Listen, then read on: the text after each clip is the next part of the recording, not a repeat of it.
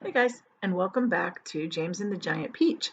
Today we're going to read chapter 21, but the end of chapter 20, I'm just going to finish up, read the last part of it because it works well to feed back into chapter 21. But if you remember, James is coming up with a plan to lift the peach using seagulls and spiderweb ropes. All right. So the earthworm is saying, I don't give a hoot what the plan is. I'm not going to be pecked to death by a bunch of seagulls. And the centipede is saying, You will be a martyr. I shall respect you for the rest of my life. And the Miss Spider says, So will I, and your name will be in all the newspapers. Earthworm gives life to save friends. And then James says, But he won't have to give his life. Now listen to me. This is what we'll do. Chapter 21. Why, it's absolutely brilliant, cried the old green grasshopper when James had explained his plan. The boy's a genius, the centipede announced. Now I can keep my boots on after all. Oh, I shall be pecked to death, wailed the poor earthworm. Of course you won't. I know I will, and I won't even be able to see them coming at me because I have no eyes. James went over and put an arm around the earthworm's shoulders. I won't let them touch you. I promise. I won't. But we've got to hurry. Look down there. There were more sharks than ever now around the peach. The water was roiling with them. There must have been 90 or 100 at least. And to the travelers up on top, it certainly seemed as though the peach were sinking lower and lower into the water. Action stations, James shouted. Jump to it. There's not a moment to lose. He was the captain now, and everyone knew it. They would do whatever he told them to do. All hands below deck except Earthworm, he ordered. Yes, yes, they eagerly said as they scuttled into the tunnel entrance. Come on, let's hurry.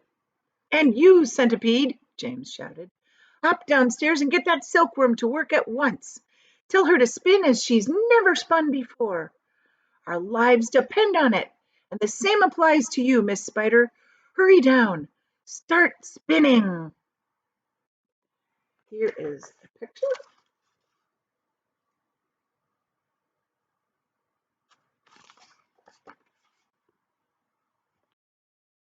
Chapter 21.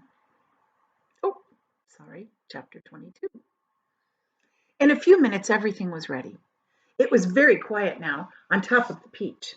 There was nobody in sight. Nobody except the earthworm. One half of the earthworm, looking like a great, thick, juicy pink sausage, lay innocently in the sun for all the hungry seagulls to see. The other half of him was dangling down into the tunnel. James was crouching close beside the earthworm in the tunnel entrance, just below the surface, waiting for the first seagull. He had a loop of silk string in his hands. The old green grasshopper and the ladybug were further down the tunnel, holding on to the earthworm's tail, ready to pull him quickly down out of danger as soon as James gave the word. So do you understand what's happening? Part of the earthworm is in the hole, and part of it's up on top. And they're using him as bait to get the seagulls to fly down. So when a seagull gets close, James will try to loop the rope around the seagull, but they will quickly try to pull the earthworm down into the tunnel before the seagull can eat it.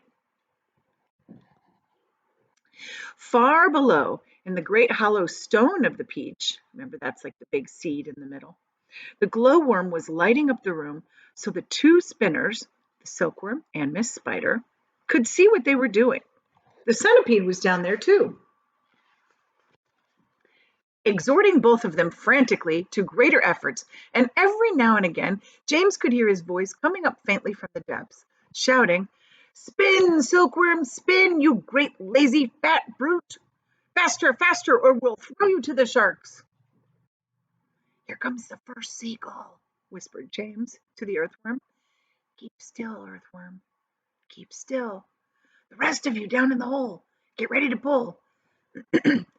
Please don't let it spike me, begged the earthworm. I won't. Shh. Out of the corner of one eye, James watched the seagull as it came swooping down toward the earthworm. And then suddenly it was so close that he could see its small black eyes and its curved beak. And the beak was open, ready to grab a nice piece of flesh out of the earthworm's back. Pull! Shouted James. The old green grasshopper and the ladybug gave the earthworm's tail an enormous tug from down inside the tunnel. And like magic, the earthworm disappeared back into the tunnel. At the same time, up went James's hand, and the seagull flew right into the loop of silk that he was holding out. The loop, which had been cleverly made, tightened just the right amount, but not too much, around its neck, and the seagull was captured. I have a picture.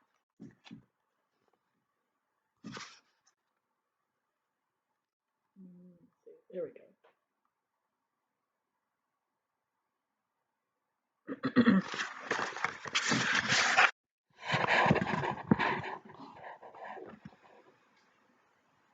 Hooray! Shouted the old green grasshopper, peering out of the tunnel. Well done, James! Up flew the seagull with James, paying out the silk string as it went. Paying out means like letting it go longer and longer. He gave it about 50 yards and then tied the string to the stem of the peach. Next one, he shouted, jumping back into the tunnel. Up you get again, earthworm. Bring some more silk, centipede. Oh, I don't like this at all, wailed the earthworm. It only just missed me. I even felt the wind on my back as it went swishing past. Shh, whispered James. Keep still. Here comes another one. And they did it again, and again, and again, and again. And the seagulls kept coming, and James caught them one after another and tethered them to the peach stem. 100 seagulls, he shouted, wiping the sweat off of his face.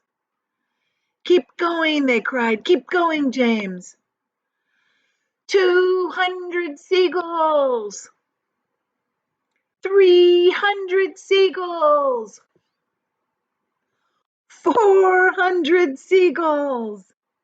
The sharks, as though sensing that they were in danger of losing their dinner, were hurling themselves at the peach more furiously than ever, and the peach was sinking lower and lower into the water.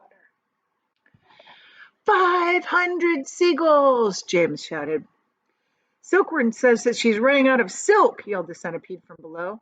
She says that she can't keep it up much longer, nor can Miss Spider. Tell them they've got to, James answered. They can't stop now. We're lifting, somebody shouted. No, we're not. I felt it. Put on another seagull, quick. Shh, quiet, everybody. Quiet. Here's one coming now. This was the 501st seagull. That's like 501. That's how many seagulls. And the moment that James caught it and tethered it to the stem with the others, the whole enormous peach suddenly started rising up slowly out of the water. Look out, here we go. Hold on, boys. But then it stopped. And there it hung. It hovered and it swayed, but it went no higher. The bottom of it was just touching the water. It was like a delicately balanced scale that needed only the tiniest push to tip it the other way. One more will do it, shouted the old green grasshopper, looking out of the tunnel. We're almost there. And now came the big moment. Quickly, the 502nd seagull, 502, was caught and harnessed to the peach stem, and then suddenly, but slowly, majestically, like some fabulous golden balloon, with all the seagulls straining at the strings above, the giant peach rose, dripping out of the water, and began climbing towards the heavens. And that's the end for today. See you tomorrow.